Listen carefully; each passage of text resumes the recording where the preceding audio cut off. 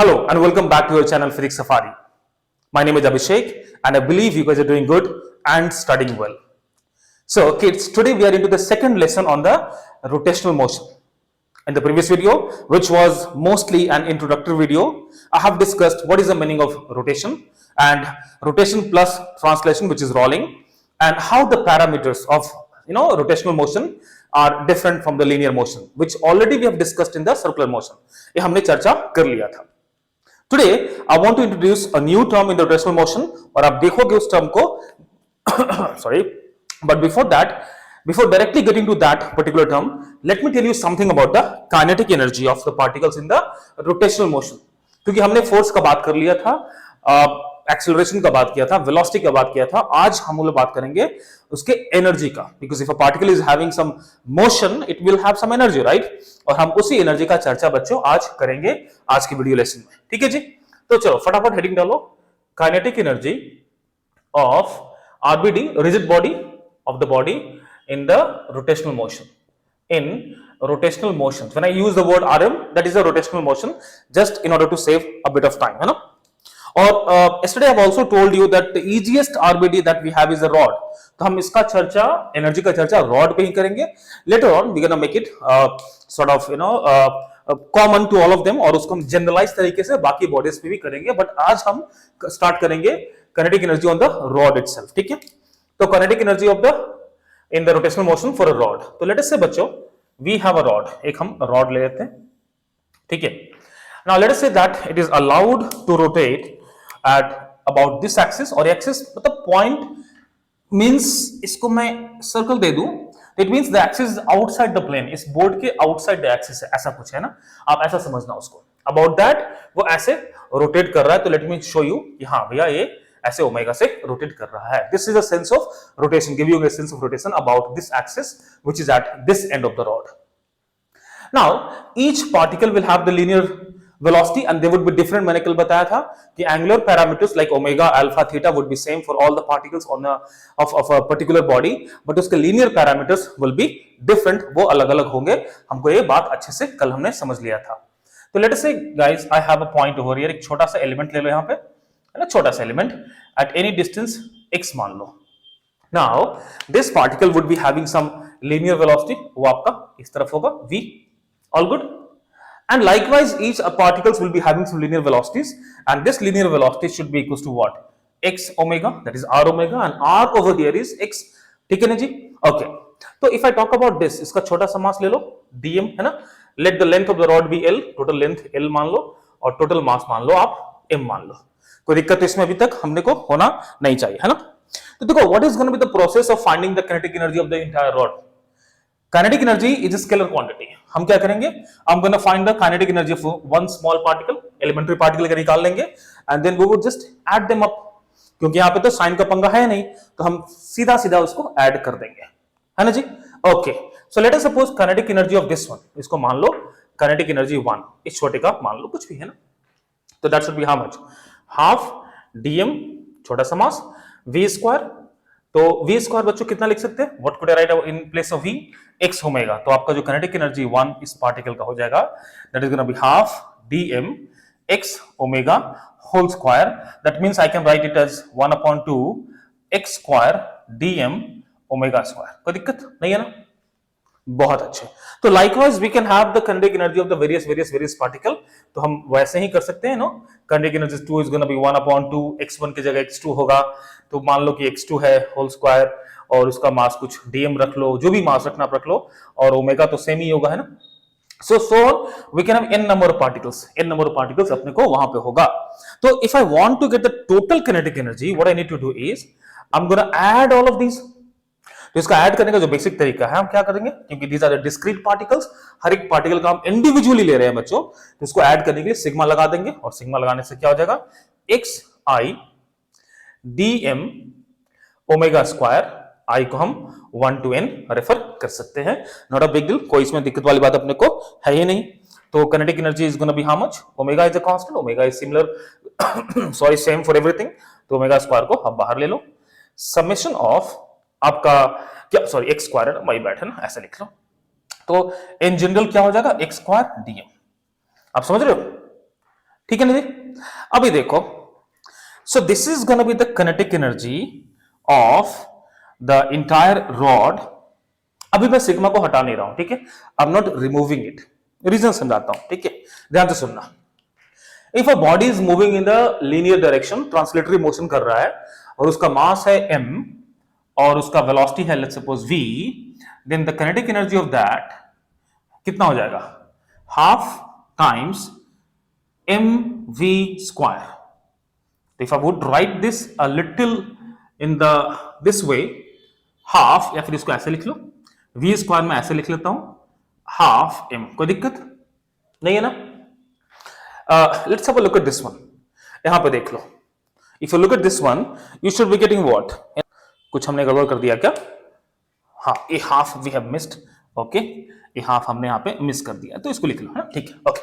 Now if you look at these two things, देखो v would represent omega, v would represent omega, इसका corollary है linear counterpart, angular counterpart, कोई दिक्कत। Now instead of mass what do we have, this entire term is in the place of mass, इसके जगह तो यही है ना, मास की जगह तो we have this only, right. तो can I see that this is the rotational equivalence of the mass that we use in the linear motion. जो हम लोग लीनियर मोशन में जो मास का रोल है, कहीं वही रोल तो ये प्ले नहीं कर रहा है, समझ रहे बात को ना। वेलोसिटी ओमेगा का रोल प्ले करता है ना, और ये कैसे ओमेगा वेलोसिटी का रोल प्ले करता है, तो मास का रोल भैया ए प्ले करेगा, because everything else is very much similar. बाकी 1/2 भी है, 1/2 भी है ना, तो और अच्छे दिखने के लिए इसको हम 1/2 यहां पे ले आओ, कोई दिक्कत नहीं है ना। So see, now it's completely looking in this very standard format. तो ये जो है मास का रोटेशनल, आप समझ सकते हो कि उसका एक परिवार का एक सदस्य है, तो इसी को हम लोग बोलते हैं moment of inertia, where mass is also called as inertia। और ये नया जो टर्म आ गया अपने पास, इसको बोलते हैं मोमेंट ऑफ इनर्शिया, और बच्चों इसको हम रिप्रेजेंट करते हैं I से। So I can say that moment of inertia, which is represented as capital I, is nothing but summation of x square dm, that is given as summation of x square dm in this particular case। x को generalise करके हम r के terms में लिख सकते हैं, but इतना समझ में आ गया कि this is called the moment of inertia, और ये आपके लिए नया टर्म है। और इस नए टर्म में दो बातें आपको समझ में आनी चाहिए, you should understand two things. This is nothing but moment of inertia, moment of, और सेकंड टर्म जो अपना बच्चों है इनर्शिया। इनर्शिया क्या रिप्रेजेंट करता है, mass. Inertia is the mass that is the content of a particle, ये mass का कोरोलरी है, मास को हम लोग इनर्शिया से बोलते हैं। जो नया टर्म आपके पास एक और आ गया है वो है moment. So moment of inertia is called, you know, this moment inertia which is given as x square dm। तो आई जो है मोमेंट ऑफ इनर्शिया है, कहीं ना कहीं इनर्शिया से रिलेटेड ही है, and the new term which moment, अब थोड़ा इसको समझेंगे हम। आप अभी तक बात समझ में पा रहे हो ना कि moment of inertia is nothing but the rotational counterpart of mass which is inertia. और लीनियर मोशन में मास अगर ज्यादा हो, then to bring it into motion we have to apply more force compare to the body which has lesser mass. अगर कोई body उसके पास मास कम है, उसको मोशन में लाने के लिए we have to apply less amount of force, but at the same time if the body have the higher mass, उसको मोशन क्रिएट करने के लिए we use to apply more amount of force. वही काम यहां पे होगा। तो एक बात तो हम समझ चुके हैं, mass opposes the motion, mass offers और inertia offers resistance in linear motion. अगर लीनियर मोशन का बात करें तो वहां पे जो मास था वो रेजिस्टेंस ऑफर करता था। Similarly over here moment of inertia का ऐसे समझ सकते हैं, moment of inertia offers resistance और opposition resistance in angular motion. आप इसको वैसे ही समझ सकते हो कि भैया जैसे मास रोकता था, वैसे ही मोमेंट ऑफ इनर्शिया भी एंगुलर मोशन को अपोज करता है। कुछ नया बात तो यहां पे दिख नहीं रहा है, समझ में आ रहा है कि मोमेंट ऑफ इनर्शिया कहीं ना कहीं मास से रिलेटेड है। बस एक नया वर्ड जो मोमेंट है वो मेरे को परेशान कर रहा है, ठीक है ना जी। तो थोड़ा मोमेंट को समझेंगे, होता क्या है, मोमेंट क्या होता है, इतना बात तो आपको समझ में आ गया। तो एक बात आप ऐसे भी ऐड कर सकते हो, जो हमारा ट्रांसलेशनल मोमेंट काइनेटिक एनर्जी होता है, काइनेटिक एनर्जी ट्रांसलेशनल लिख लो आप लोग इसको, that is given as half times of mv square. और बच्चों काइनेटिक एनर्जी रोटेशनल जो होगा that is gonna be half m की जगह i v की जगह ओमेगा तो हाफ आई ओमेगा स्क्वायर।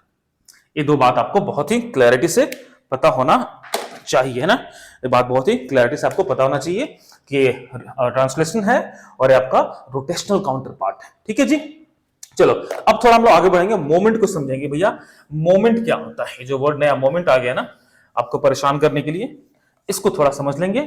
आप स्लोली स्लोली एक एक चीज को ना अच्छे से समझते जाओ एंड टेक माय वर्ड, आपको मजा आएगा इस चैप्टर में, कुछ भी दिक्कत होगा नहीं। चलिए अच्छा पहले तो एक समझ लो एक बात, और आप इसमें समझ ही लो कि मोमेंट क्या होता है, फिर हम कुछ एग्जांपल देके इसमें हम लोग बात करेंगे। ठीक है, moment, let us understand what is a moment. वो ये वाला मोमेंट नहीं है जो हम लोग बोलते हैं ना today I had a great moment with you, वैसा वाला मोमेंट नहीं बच्चों। So moment basically is defined as the rotational impact, है ना, और जो रोटेशनल क्रिएट करता है वो रोटेशनल कितना उस पर इंपैक्ट हो रहा है ना, उसको बोलते हैं मोमेंट। तो मोमेंट को आप ऐसे डिफाइन कर सकते हो, फोर्स का, किसी भी चीज का रोटेटरी इंपैक्ट, बहुत ही सिंपल लैंग्वेज में आप उसके रोटेटरी इंपैक्ट ऑफ एनीथिंग उसको बोलते हैं मोमेंट। क्योंकि हर एक चीज के पास we can have, not all the things, certain things will have its rotatory impact. For example, मैं क्या बोलना चाह रहा हूं, मैं आपको थोड़ा समझा देता हूं। Let us see if I have a rod, एक रॉड है और मेरे पास एक सिचुएशन था जहां पे एक ब्लॉक रखा हुआ था ऑन द ग्राउंड, है ना, ऐसा है। If I had applied a force on this block parallel to the ground, तो क्या होता है, इस पे एक linear velocity, linear accelerate create होता। तो this force would have created a translational motion. On other hand, let's suppose if it is hinged about this axis and it is free to rotate, and if I apply a force over here, एक force बच्चों में यहाँ पे apply करता हूं तो क्या होगा, it will create some rotation, इसको सीधा लेके नहीं जाएगा, इनफैक्ट एक रोटेशनल आपको क्रिएट करेगा यहाँ पे। ऑन द अदर हैंड, अगर सपोज कि रॉड वाज लाइक दिस और एक फोर्स मैं इसके सेंटर ऑफ मास में यहां लगाता तो इसको लीनियर मोशन देता। So the force when applied at a different position produce the translational impact, also it can produce the rotatory impact, और इस फोर्स के उस रोटेटरी इंपैक्ट को हम मोमेंट बोलते हैं। इतनी बात अगर समझ में आ रही है, नहीं तो पॉज करके फिर से रिपीट करो। Anything which creates the rotational impact और रोटेशन क्रिएट कर सकता है, उस कंपोनेंट को बोलते हैं मोमेंट। फॉर एग्जांपल, इसको मैं अगर हिंज कर दूं इस हाथ से और यहां पे फोर्स लगाता हूं, देखो एक रोटेशन क्रिएट होता है, तो इस फोर्स का वो कंपोनेंट, इस फोर्स का वो पार्ट जो इसमें रोटेशन क्रिएट करने की क्षमता रखता हो, its capability to create a rotation, that is called the moment of this particular force. और उसका हम नाम भी देखेंगे और उसका आगे चलकर हम काम भी देखेंगे कि भैया उस रोटेटरी इंपैक्ट ऑफ फोर्स को हम क्या बोलते हैं। आई एम श्योर आपने हर्ड, सुना ही होगा वो torque, angular momentum, you know, so those are the moment of the forces. आप समझ रहे हो बात को? तो मोमेंट का मीनिंग समझ में आ गया, तो मोमेंट ऑफ इनर्शिया का मीनिंग भी समझ में आ जाएगा। So basically moment of inertia is that part of inertia which is mass which has the ability to create a rotational impact. चाहो तो लिख लो। तो बेसिकली मोमेंट ऑफ इनर्शिया एक मैथमेटिकल टर्म है। इट इज दैट कंपोनेंट और that part of the mass which has the ability to create a rotatory impact, to create a rotatory impact. इतना बात आपको समझ में आ जाना चाहिए। और समझाने के लिए एक एग्जांपल और ले लो। सपोज एक रॉड है, इसका खुद का मास m है, it is hinged about this axis. इसको फ्रीली इफ आई लिव, इसको मैं छोड़ देता हूं तो क्या होगा, ऐसे घूम जाएगा। क्यों? Why? Because of its weight. इसका वेट अगर यहां पर लग रहा होगा तो that will create a rotatory impact. इसका weight, if it is acting over here, it will create a rotatory impact. So we can mathematically we can find that moment of this mass inertia and that would be called as a moment of inertia। और उसको हम descriptive तरीके से बहुत अच्छे से मैं आपको समझाऊंगा। You just be with me, आप इसको अच्छे से समझ लोगे। फिलहाल तो एक चीज और that what I was talking about, आप लिख लो, इसको हम डिटेल में बाद में डिस्कशन करेंगे। Moment of force, moment of force. और दूसरा हम लोग जो देखेंगे, the second thing, moment of linear momentum और मोमेंट ऑफ मोमेंटम। ये सारी बातें को हम लोग अच्छे से डिटेल में डिफरेंट वीडियो लेसन्स में डिस्कस करेंगे। Okay, I think all the markers are over. So moment of momentum, moment of force को बच्चों बोलते हैं हम लोग टॉर्क। एक नया शब्द आपके लाइफ में जुड़ चुका है अभी, torque and it is represented as, बहुत तरीके हैं, कुछ ऐसे लिखते हैं, कुछ वैसे लिखते हैं. I'm gonna be writing this way to represent the torque. और मोमेंट ऑफ मोमेंटम को बच्चों बोलते हैं angular momentum. Angular momentum, angular momentum, and it is represented as capital A. आप इसको ऐसे रिप्रेजेंट करते हो, this is your angular momentum. तो वन थिंग हमने we have seen all just now that inertia, moment of inertia बच्चों was given as what, sigma of m r square, है ना, m r स्क्वायर सिग्मा था, and that was the moment of inertia. Likewise moment of torque, moment of torque is given as r cross force. Linear momentum का moment angular momentum होता है और that is given as r cross p. So these are the few terms that you should be knowing and I'm going to be dealing with these things in details. But पहले मैं moment of inertia को खत्म करना चाहता हूं. Reason ऐसा क्यों है मैं आपको भी बताता हूं. You will get to know कि सर मोमेंट ऑफ इनर्शिया के पीछे ऐसे हाथ धोकर आप क्यों पड़े हुए हो. ठीक है जी, ठीक है. तो हमने ये देख लिया कि मोमेंट ऑफ इनर्शिया क्या होता है, एंगुलर मोमेंटम क्या होता है, टॉर्क क्या होता है. I have not done any detail analysis of these two, but इसके बारे में थोड़ा सा चर्चा I would like to do with you people. थोड़ा सा मैं इसके बारे में आपसे बातें करना अभी के भी चाहूंगा. And detailed analysis of moment of momentum which is the angular momentum हम आगे चलकर करेंगे, क्योंकि that is again a very important part. और आपको 11th में नहीं 12th में भी आपके साथ रहेगा, तो प्लीज इस सारे चीज को आप अच्छे से समझना. ठीक है, चलिए थोड़ा सा बात करते हैं एंगुलर मोमेंटम के बारे में. Let us talk a little bit about the angular momentum. Angular momentum के बारे में थोड़ा चर्चा करते हैं और थोड़ा सा चर्चा हम लोग टॉर्क के बारे में भी करेंगे, just to have your basic understanding. ये दोनों चीज क्या है, so that you should not be like what the hell is this, ना. थोड़ा सा आपको पता होना चाहिए ना, डिटेल एनालिसिस तो नहीं कर रहे हैं, बट थोड़ा सा आपको पता होना चाहिए. हम इसके बारे में थोड़ा चर्चा करेंगे. ध्यान देना, वही अपना सिंपल सा rod, because that's the easiest body to deal with. एक रॉड है और मेरे को चाहिए कि जो फोर्स और इसके ऊपर लग रहा है which is creating some momentum, वो हमारा क्या होगा, हमारा जो एंगुलर मोमेंट होगा वो क्या होगा. तो let's suppose it is about hinged about this axis and it is let's suppose rotating with the velocity, angular velocity omega से वो रोटेट बच्चों कर रहा है एट एनी डिस्टेंस x. एक मान लो elementary particle, this is how we do, and इसका हमारा एक वेलोसिटी होगा इस डायरेक्शन में and v should be given as what, आपका x ओमेगा. कोई दिक्कत वाली बात नहीं है ना. It means this body will have a linear momentum. तो कुछ तो होगा, इस बॉडी का छोटा सा लीनियर मोमेंटम क्या होगा, मास इनटू वेलोसिटी. और मास भी छोटा सा रख लो, dm रख लो, है ना. It has a small mass, let's suppose dm.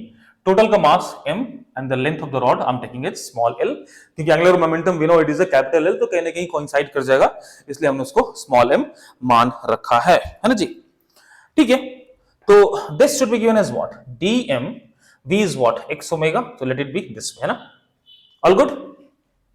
You know, तो हम क्या करेंगे अब, to find the small angular momentum, that is moment of this small momentum, linear momentum should be how much? आपका हो गया dp और जो डिस्टेंस x है, तो मैं इसको ऐसे लिख दे रहा हूं. Angle between them is 90 degree, तो कोई दिक्कत वाली बात है नहीं, है ना. ऑल गुड, ठीक है जी, क्योंकि मोमेंट क्रॉस प्रोडक्ट हम लोग निकालते हैं ना जी. ओके, ठीक है. तो now this is gonna be how much, तो dl अपने को मिल गया, तो dl should be, dp is how much, dp is given as dm x omega, और अपना एक x ऑलरेडी है, that would be giving you x square dm into omega is your small angular momentum. इसका पूरा, to find the total angular momentum, what I'm going to do, I'm going to integrate both the sides and that would give me the total angular momentum of this entire body. तो total angular momentum क्या होगा, omega will be same for all the particles, so हमने already चर्चा कर रखा है. तो omega बाहर आ गया, inside what do we have, x square dm. कोई दिक्कत, all good. now बच्चों x square dm क्या है, just now we have seen that is nothing but the moment of inertia. फिर से लिख लो, moment of inertia is sigma के terms में लिखते हैं r स्क्वायर आपका m, अगर इंटीग्रेशन में भी आ जाए तो कोई दिक्कत नहीं, कंटिन्यूअस बॉडी के लिए r square of x square, जो भी आपकी मर्जी हो, है ना, r स्क्वायर m, ये भी आपका इंटीग्रेशन में भी वही बात हो गई है ना. ठीक है जी, तो अब इसको इंटीग्रेट कर लोगे, टोटल तो इसको dm रख लो, इंटीग्रेट कर लो तो क्या हो जाएगा, r स्क्वायर m, ये आपका हो गया moment of inertia. Where m जो होता है हम उस पर चर्चा करेंगे, अभी छोड़ दो, अभी रहने दो. What is you just need to know कि this is the moment of inertia. तो बच्चों ये कितना हो गया आपका, ये मोमेंट ऑफ इनर्शिया हो गया. तो L should be I omega. So even to find the angular momentum, you should have the idea of the moment of inertia, because moment of inertia would be given as I omega. Sorry, angular momentum, my bad, would be given as I omega. So even to find the angular momentum, you should have an idea of the moment of inertia. Clear इतनी बात? अच्छी बात है. थोड़ा और आगे बढ़ते हैं. हमने इसको देख लिया. अब हम थोड़ा सा टॉर्क के बारे में बात कर लेते हैं. इसको क्यों छोड़ा जाए? तो टॉर्क के बारे में हम लोग बात करते हैं. तो torque is that rotatory part of the force which creates the rotational motion. Torque force का वो कंपोनेंट है जो रोटेटरी मोशन को क्रिएट करता है, उसका इंपैक्ट रोटेशन में आपको दिखता है. तो वही सेम मान लो कि let's suppose we have a rod. हमारा rod is a favourite thing, इसमें आराम से हमारे सारे काम हो जाते हैं, है ना. तो let us suppose we have a rod which is free to rotate about this axis, और इसका एक एंगुलर वेलोसिटी मान लो ओमेगा. सेम कहानी, मास m, लेंथ l, किसी भी एक डिस्टेंस x पे छोटा सा मास ले लो यहां पे. So this is gonna be dm at a distance of let's suppose x.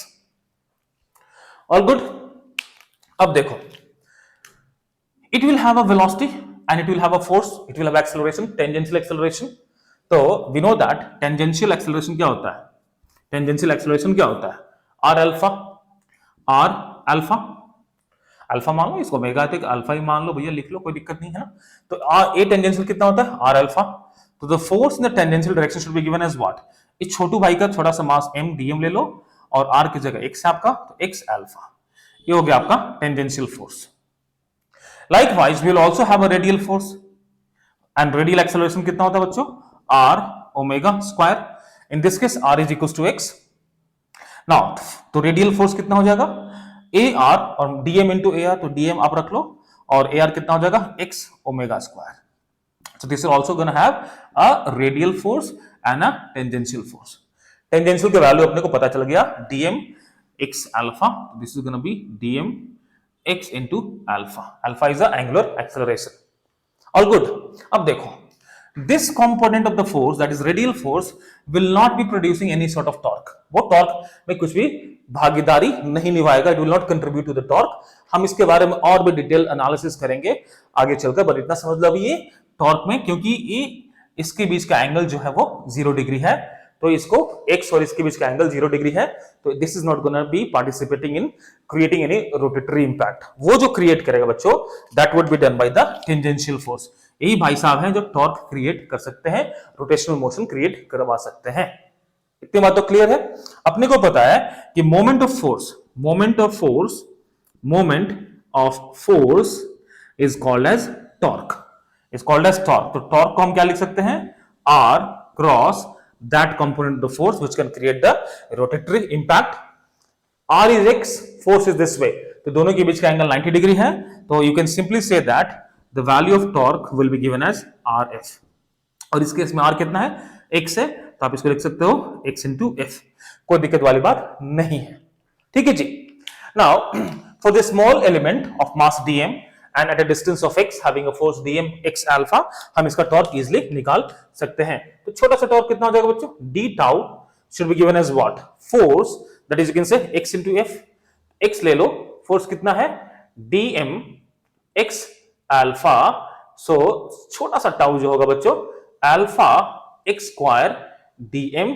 अब to find the total tau, I must integrate this d tau, and that should be x alpha x square dm, alpha being constant for all the bodies. I'm going to keep it out and the rest will be under the sign of integration.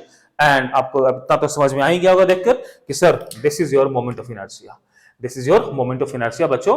That means torque should be given as I alpha. देखो यहाँ पे भी to find the torque also we need the concept of moment of inertia.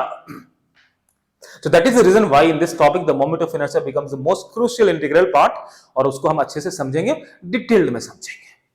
अच्छी बात है. चलो इतना note कर लो आप लोग. एक छोटा सा आपको introduction about the moment of inertia आज मैं देकर जाता हूं, ताकि in the next video lesson we can discuss that in deep detail. एक छोटा सा बात, ज्यादा नहीं करेंगे because time is a constraint, फिर वीडियो थोड़ा लेंदी हो जाएगा, लंबा हो जाएगा ना. तो उसको हम मोमेंट ऑफ इनर्शिया को अच्छे से अगले क्लास में डिस्कस करेंगे. But for now you must understand that Moment of inertia. So the next topic is going to be moment of inertia. The most important part is going to be the moment of inertia. पहली बात तो है, इसका कुछ आप important points लिख लो. It acts और it exist about an axis. इसका जो होता है, इसका मीनिंग ही एक्सिस के अलोंग ही होगा. Without axis moment of inertia को कोई वैल्यू नहीं है. यू नो इट एग्जिस्ट, अरे यार, इट एग्जिस्ट है ना. और आप ऐसे कर सकते हो, it is defined about an axis. Without axis इसका कोई एग्जिस्टेंस नहीं है. Without axis it has no existence. Without axis it has no existence. Okay, number 2. So no existence without the axis. All good. It opposes, जैसे मैंने लिखवा रखा था, it opposes the angular motion और rotational motion. आप इसको बोल सकते हो, कोई दिक्कत नहीं है ना. ये इसको अपोज करता है.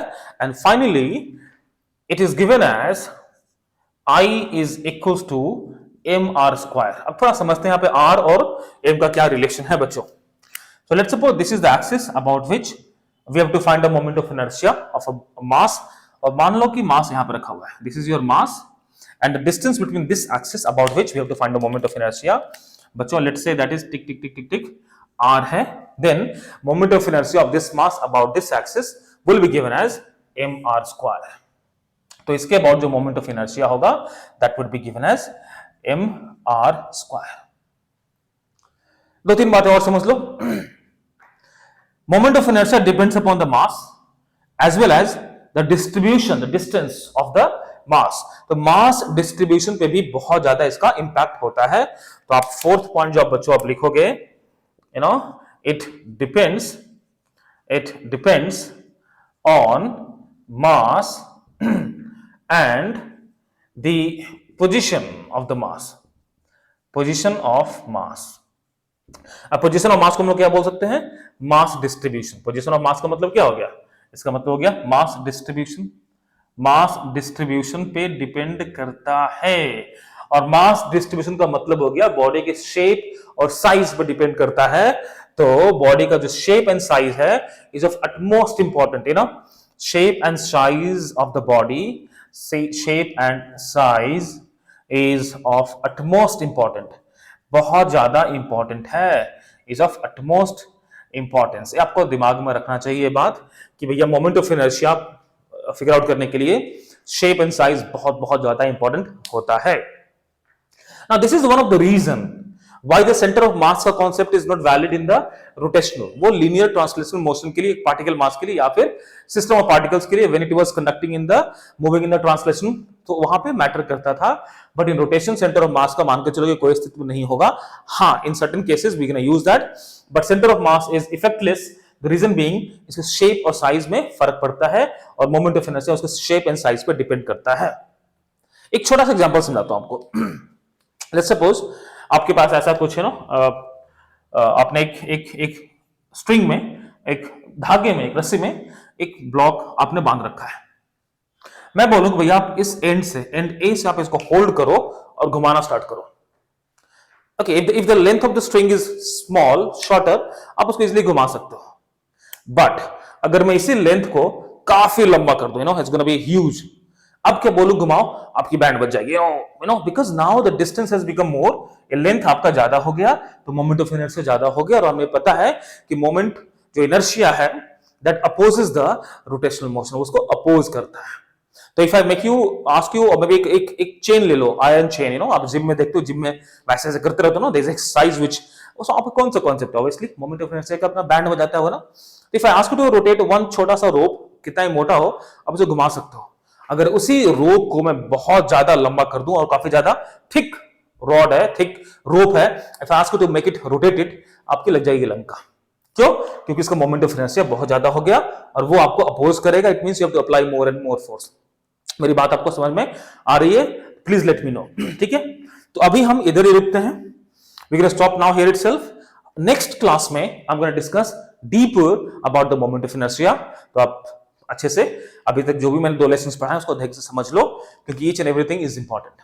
ठीक है, सो या that's all for the day guys, and you keep studying and keep learning. And also, do not forget to like, share, and subscribe if you are liking the way I teach and if you like the entire information which I pass on to you people. ठीक है बच्चों, take care. I'll see you in the next video.